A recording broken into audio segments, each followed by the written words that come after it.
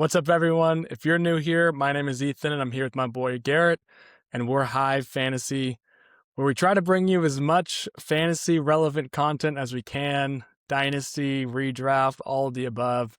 Just some fantasy nerds that love talking ball. Today's gonna be our part 2 of our 2026 rookie class analysis, specifically focusing on Dynasty, where we're giving you kind of some Dynasty rookie draft ranges, guys that we would probably draft higher than others, where we're kind of off on the consensus, and things like that. Just deep dive into the analysis.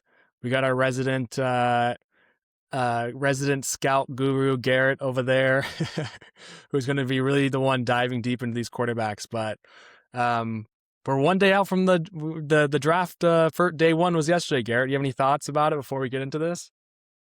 Yeah, definitely some unexpected things that happened in day one, right? It wasn't like one of those, first rounds where everything just kind of goes to consensus, everything goes as expected. There was some wild cards that were thrown in there, and one of which we're going to be discussing in the in this video. So looking forward to digging in. 100%. Well, let's get this right into it. So let's start with kind of reiterating that grading scale for those that didn't see our wide receiver video. Can you talk a little bit of what this scale looks like, how you place guys in it, and so on? Yeah, for sure. So 9+ is going to be generational prospects, guys like your boy Trevor Lawrence coming out, right? I mean, Caleb Williams, guys who just have very, very little flaws, incredible college production, all the intangibles, the tools, the traits to succeed at the next level. Now, obviously, that doesn't always translate to those guys being the best quarterbacks in the league, but we only have the college, tape to work off of, so we got to do what we can with it. But franchise quarterbacks, oftentimes they end up being better than the so-called generational prospects, right? Like your Drake Mays, your Jaden Daniels of the world. Those are the kind of guys that are going to fit right into the franchise quarterback tier. This year, we have one franchise quarterback. Not as many as other years, not as many as next year, probably. It's going to be a loaded quarterback class next year.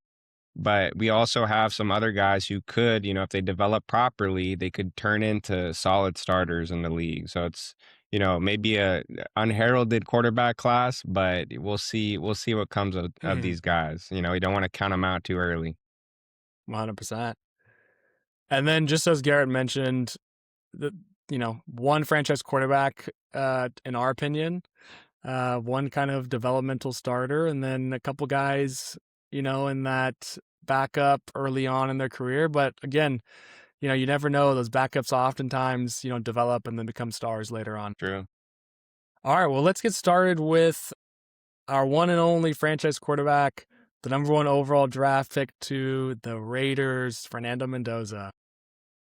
Yeah, this guy has a typical, underdog story, man. Kind of similar to last year's number 1 overall pick in Cam Ward. He was a very lowly rated recruit, very unheralded, went to Cal, flashed a little bit there in 2 years.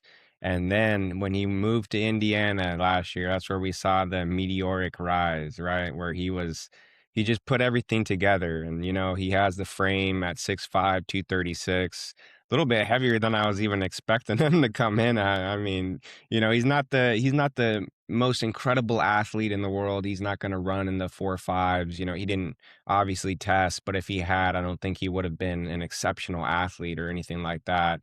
But he does have enough mobility. He can scramble. We saw it in the national championship game against Miami, which has multiple NFL, caliber defenders on that team. First round draft pick defenders Yeah, too. Yep. yeah, 100%. So we saw he has the grit, he can take hits, he's tough. And I think the best thing that I can say about him is that he loves the game, man. He's a football nerd. You see him talking defensive coverages, talking alignment shifts, pre-snap adjustments. He kind of reminds me a little bit of Peyton in that way, where he just like he loves football. He eats, sleeps, and breathes it. He's always watching tape. So I think that's going to be a positive for him at the next level. We saw him land on the Raiders, so he gets Kubiak as his first offensive play caller. could definitely do a lot worse. That's a pretty good situation to come into. Brock Bowers as his clear number one target, Ashton Genty in the backfield. Now, the offensive line needs a little bit of work. The wide receiver room needs a little bit of work. So I don't know about you, but personally, I'm not expecting him to come in, day one, year one, and just light the league on fire. I think it might take a little bit of time, but what are your thoughts? Yeah, I mean, and here's the thing, right? We looked at like Ashton Genty last year, and everybody, was taking him at the 101 spot, which he was a great talent. But at the NFL level, you need 10 other guys around you to make sure, make you a fantasy effective player oftentimes, right? You can't, there's plenty of quarterbacks plenty of quarterbacks that are really good quarterbacks, but without the offensive line to protect them. I think of guys like CJ Stroud, which I know a lot of people are down on him right now, but we saw flashes his rookie year, and his offensive line just hasn't gotten much better over the past couple of years. Yeah. And instead of being like, oh, the offensive line hasn't given him much help, we're just clowning CJ Stroud a lot, right? And so it's just tough to say somebody, especially a first overall, pick at a quarterback, is going to come in right away and just like be fantasy relevant right away. But I mean, I feel like the Raiders are trending, in the right direction. I don't know if I would take them out the 102, so I'm curious your thought. Like, are you taking, Jeremiah Love first overall, 101, even though he's with the, Oh, at the yeah. Cardinals 100%. now, but Yeah. then at the 102 spot, is that Mendoza? Are you taking, Carnell Tate now? He's with the Titans, and that team looks like they're growing. Are you taking Jordan Tyson? Yeah, I'm That's a curious good where question, actually man. where he fits. Yeah. And you just, obviously there's a lot of time until we have a rookie draft, a couple weeks, and things change. But I'm curious where you have him in that range of the 102 to 104 spot. Yeah, I'm glad you brought that up because I mean, Carnell Tate to the Titans was a little bit of a, unexpected landing spot. I don't think a lot of people thought he was going to go that early. I don't know about you, but I love the, the duo, the combination that he's gonna have with Cam Ward throwing him the ball. Cam Ward he needed that number one wide receiver, and Carnell Tate is that guy, man. So personally, I think I would take Carnell Tate ahead of Fernando Mendoza, especially with the Raiders signing Kirk Cousins. I don't think Fernando is gonna start right away. And that may end up being good for him, over the long haul for his career, right? He gets to learn behind a veteran, doesn't get thrown right into the fire behind a bad offensive line in, Vegas. But for year one, he's not going to be starting. I mean, if I had to guess, he probably doesn't start at least half of the year, if not more, if Kirk Yeah. is playing You might have the decently. Michael Penix, treatment again with Yeah. Kirk, right? Where he, first half of the season, Kirk is playing average and the, team isn't playing great. And they're like, well, you might as well give him some reps. But I don't know.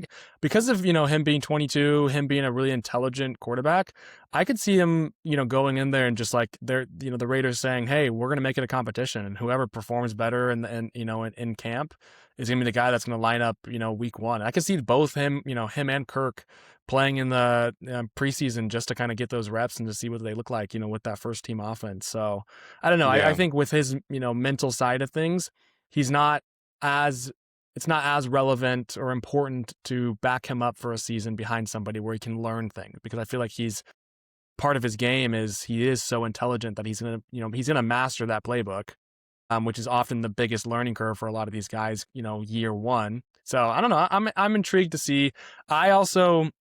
I feel like I would maybe probably take him at like that 104 spot, because I think I would take Tate and Jordan Tyson still.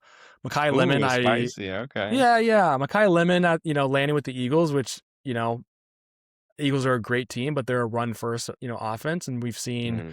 AJ Brown and Devontae Smith not be, top wide receiver fantasy options, even though they're great talent. So I'd probably take them in that 103, 104 spot, depending on how you feel about Jordan Tyson. But I'm definitely with you with Carnell Tate, going as being that true wide receiver one, cross your boy Wandale Robinson, who got paid this offseason too, Yeah. Gunnar Helm, Tony Pollard, the Titans, although they're division rivals with the Jags, I think that whole division is moving up. So anyways, Fernando Mendoza clearly is the number one quarterback of the class, went 101. As we move on, though, that's when things kind of start moving around a little bit. And this next guy we saw get drafted pretty early yesterday, right? We have Ty Simpson That second quarterback off the board yesterday at the 13th overall with the Rams. What do you think about that? A lot earlier than we were expecting, right, man? I mean, kudos to Les Snead. If he's gonna plant his flag on this kid, he thinks he's the heir, apparent to Matt Stafford. That's what they get paid the big bucks for, right? We're not in that GM chair, but we'll see. We'll see what happens because I thought that he had quite a few red flags in his profile personally.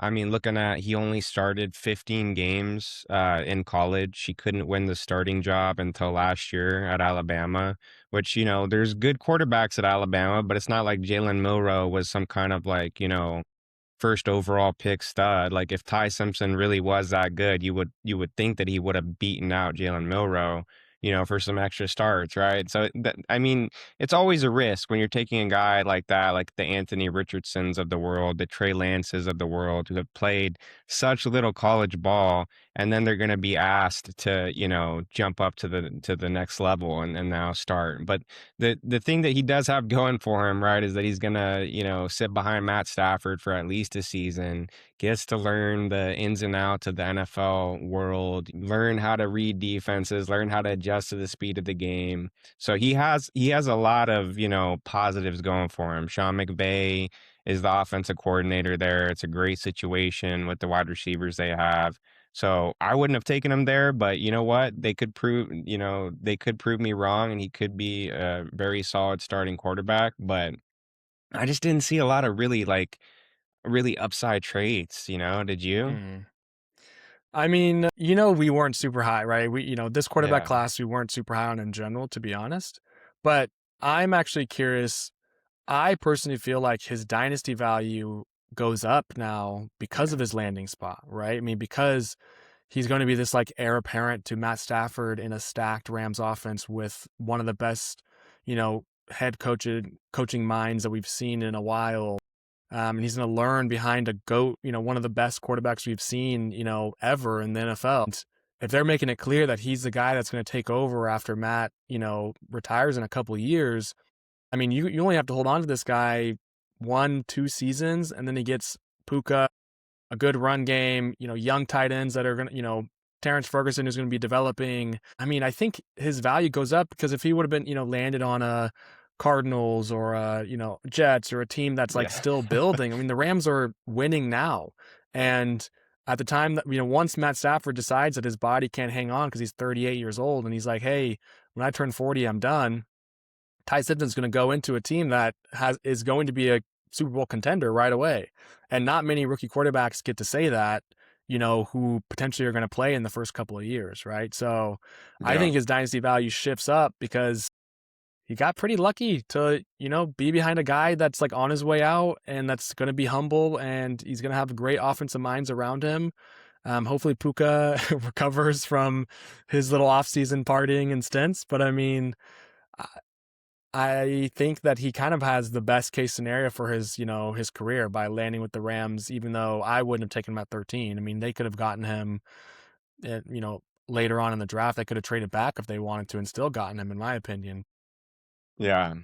No, and to be fair to Ty, he had a great first half of the season at Alabama. He just kind of fell off a bit over the second half, whether that was due to injury concerns or whatever, remains to be seen, right? But at 208 pounds, that just gives me a little bit of pause, right? Is his body going to hold up at the next level? He's not an exceptional runner of the ball, but Mm. like you said, I think you said it really well. Like that was best case scenario for his dynasty value because he gets insulated now from that 2027 class that's so anticipated too, because the Rams are not going to draft another guy in 2027 after they spent that kind of draft capital on Ty Simpson this year. So, I mean, he's got to be like in the conversation at like 105, 106, 107 now, right? Especially for QB needy teams, but should be interesting to see where he lands in the dynasty rookie ADP.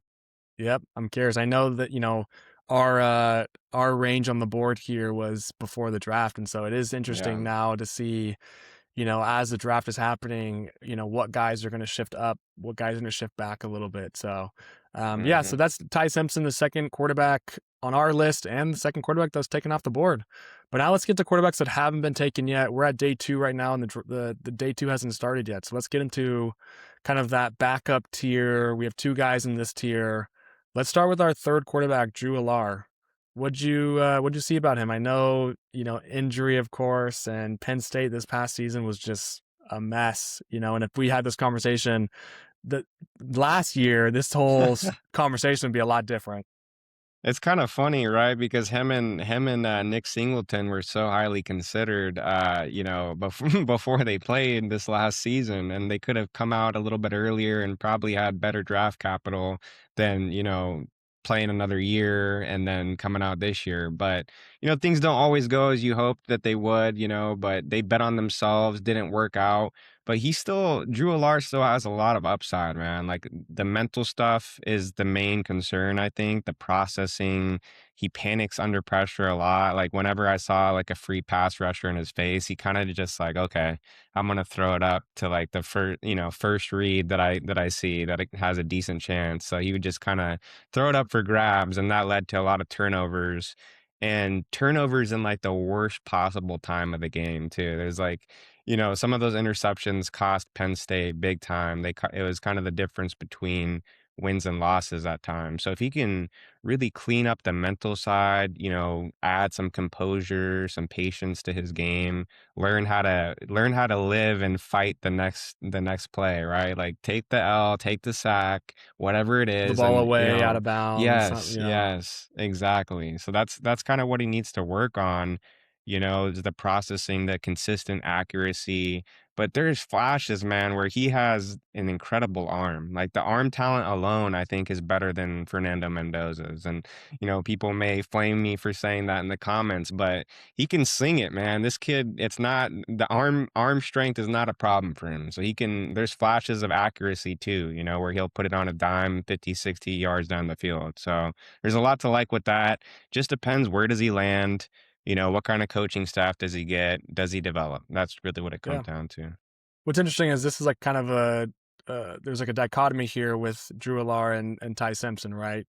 Allar had several years of playing high level competition, succeeding when Penn State was at their best kind of we've ever seen them. Whereas Ty Simpson, he kind of falls in that, like you mentioned, the Trey Lance, the Anthony Richardson buckets, whereas Drew Allar kind of fits in like the Brock Purdy or the Bo Nix, guys that have, you know, dozens and dozens of starts against high level competition. I feel like Penn State last year was just icky. It was just like there was just something going on. And I feel like he's one that has that really good prototype body and that arm talent. And I'm hoping, like you mentioned, the pocket presence, the processing, that's something that could be taught pretty well. And hopefully he gets drafted behind a quarterback that, is there for a couple more years and then he can maybe take over. I think he's a guy that we could see some successes later on in his career. And so, I'm Yeah. rooting for him because obviously it's a bummer to be a first round draft capital type guy, Yeah. going into your last college year and then you play and now you're, going on day 2, day 3. So definitely there, but let's move on to the next guy on this tier. And that's going to be Garrett Nussmeier. Kind of similar with the draft stock dropping a little bit. Some analysts had him, as their top quarterback going into this season out of college, and then we just saw his performance. We weren't super high on him. I know that going into the season, but tell me about him. What'd you see? What are some things that you wish or you hope that he can improve on? Yeah, we were a little lower on him than consensus going into the season. He was coming off a really good year in 2024 where he was, all kind of award finalists, three for over 4,000 yards in college, a lot of touchdowns, did have a little more interceptions than I would have liked to seen. So that's kind of like the gunslinger mentality that he has. He reminds me a little bit of like Ryan Fitzpatrick, he has moments where it's just magical and he just slinks all over the place, but then he'll have moments where it looks pretty bad too. So, I think for him, it's just consistency. It's, can he cut down on the turnovers, the mistakes? He also has to overcome some physical limitations at 6'1", 203. I mean, that would be the lightest starting quarterback in the NFL, even lighter than like a Bryce Young. So he's gonna have to be an outlier to ever turn into anything at the NFL level. But I see a path where he could be like a, a backup. He gets the opportunity, prizes people, and then all of a sudden he has some relevance as like a, Ryan Fitzpatrick, who when he gets opportunity, when someone gets injured ahead of him, he can be productive for your fantasy team. But, I don't see like a super clear pathway personally. Well, it's interesting you mentioned his size, right? Oftentimes you don't see smaller quarterbacks also not being that mobile, right? Like really Yeah. the only quarterback that, is that 6'1", 6 foot height that was a pocket passer was like the Drew Brees type, right? And we don't see Hmm. guys like him very often. You see the Bryce Youngs, who's not a, he's not um, a guy that's gonna be like a run first quarterback. But I mean, Bryce Young's athletic, Russell Wilson's athletic, Kyler Murray's athletic. And so I'm curious to see how Garrett Nussmeier is going to adjust, now that he's going to be an undersized quarterback, and so when he gets a shot, he's going to have to navigate the pocket, being a little bit undersized, going to take some hits, try to, break some tackles so he's not getting sacked all the time. But another guy that has lots of college experience and performed pretty well, and so, hopefully he develops and, you know, can Yeah. prove us wrong. Can take a late round dart throw with them, in the third or fourth of your rookie draft. You need a quarterback, could be worse, right? So Yep. And let's round off the list with a guy that I'd probably take over Nussmeier, actually. It's going to be Carson Beck. okay, I like that. Yeah, I mean, I'll let you get into it, but I'm a big fan of guys who have lots of experience and who have proven that they can play high level competition. I mean, there's Mhm. nobody in this draft that has more experience really than Carson Beck at playing against the best defenses and the best teams and playing pretty well. And honestly, Miami was kind of under the radar this season, and obviously their defense was pretty stacked. Carson Beck helped them to a national championship, right? At Yeah. Georgia when he was young, and a lot of guys thought he was going to be that next generational talent. And he had one off year at Georgia, and I feel like people are going into this past season. A lot of people were lower on him than we were, and to me, performed pretty well. Considering he helped lead a team to national championships. Off that high horse there, but give me your thoughts on him. No, I like the take, and I think honestly, we're probably punishing him a little bit too much. At least I am, because what I saw just at Miami down the stretch was this guy led them to the national championship. So you gotta put some respect on his name, right? He at the end of the day, he led Miami to the national championship. So I can't take that away from him. But there are just so many times where it's like they could have easily won if he would have just made that big time throw. And like I just saw in all his deep balls, man, it seemed like the ball floats in the air forever. And I didn't see that in 2023 when he was at Georgia, right? I think that was the best year of his career, and he was projected to be the number one guy in the 2025 class, I think, right? Originally, when he had that Something big like year that, yeah. at Georgia, and then he had that UCL injury, and ever since then, I didn't see the same kind of arm strength from him. So I think he lost a little bit of that arm strength, and it really is just like, he throws those deep balls like, okay, I'm hitting this. And then all of a sudden it's in the air forever. DB runs under it, picks it off, and it's game over, right? So, I mean, I don't know what happened with that, but if he can somehow get that arm strength back, like you never Yeah. know. Maybe he gets in the weight room, he gets a little bit more arm strength again. But that was the big thing for me that kept him out of the top four. But like you said, he has a ton of starting experience. He was on some very good teams, led some very good teams to some big time victories. So you could do a Yeah. lot worse, as your backup quarterback, I think. And he could go a little earlier than we expect, I think, on day two or day three. We'll see. Yeah, 100%. I mean, you mentioned the arm strength, but some of the decision making also wasn't great, as you mentioned, right? I Yeah. mean, 24 interceptions over 2 seasons is quite a lot. They were relying on him to throw the ball quite a bit, though, at both Georgia and Miami. So I get that. And he, was in a lot of big games. And sometimes there's guys who in big games try to do too much, and that's what kind of results in these interceptions, right? And so Yeah.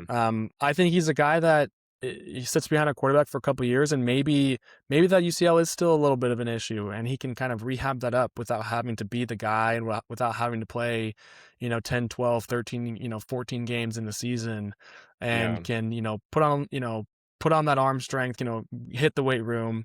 I mean, he's got the size for it, he's got the experience. And so I think he's a guy that's funny. He was on the top of the mountain, and then now everybody just immediately dropped him down. And so I could see a team taking him earlier than some of the other guys we mentioned, just because he could be a project guy that they know has played against the best of the best in the college division. Anyways, that wraps up our analysis. We give you 5 quarterbacks that we think are going to be drafted in this year's Dynasty rookie draft.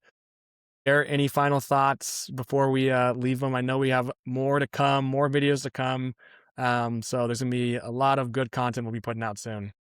Yep, still got running back and tight end on the way.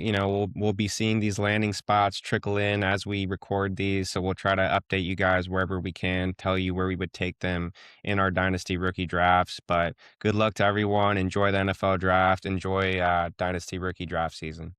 Yep. Like and subscribe, please. Peace.